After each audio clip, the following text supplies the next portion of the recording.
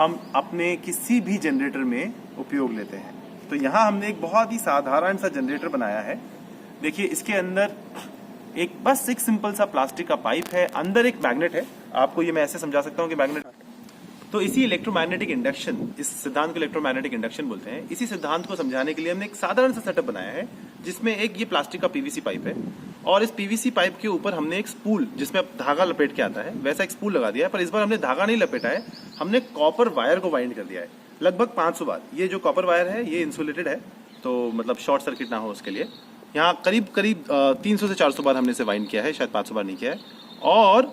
और हमने क्या किया है कि इस के 2 सिरों को हमने इन एलईडी से जोड़ दिया है। ये एलईडी जो हैं ये पैरेलल में कनेक्टेड हैं। इसका कहने का मतलब ये हुआ कि ये जो भी इसमें से ईएमएफ जनरेट होगा वो दोनों को जाएगा, पर बस इसमें अलग ये है कि दोनों एलईडीज जो हैं उल्टी कनेक्टेड है। मतलब एक बार एक जलेगी तो दूसरी बार दूसरी जलेगी।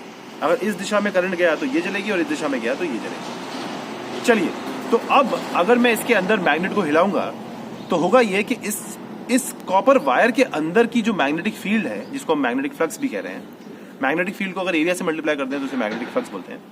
तो वो जो मैग्नेटिक फ्लक्स है वो बदलेगा, और क्योंकि वो बदलेगा और कॉपर के वायर को ये नहीं चाहिए, तो वो उसको अपोज करने के लिए अपने अंदर करंट फ्लो करने लग जाएगा, जिसकी वजह से ये एलईडी जलने लग जाएगी। और एक बार यहाँ पे इस एलईडी को वापस जला के देख लेते हैं, और ये देखिए किस तरह से ये एलईडीज जलने लगी। तो कितने आसानी से हमने अपने आप एक जनरेटर बना लिया।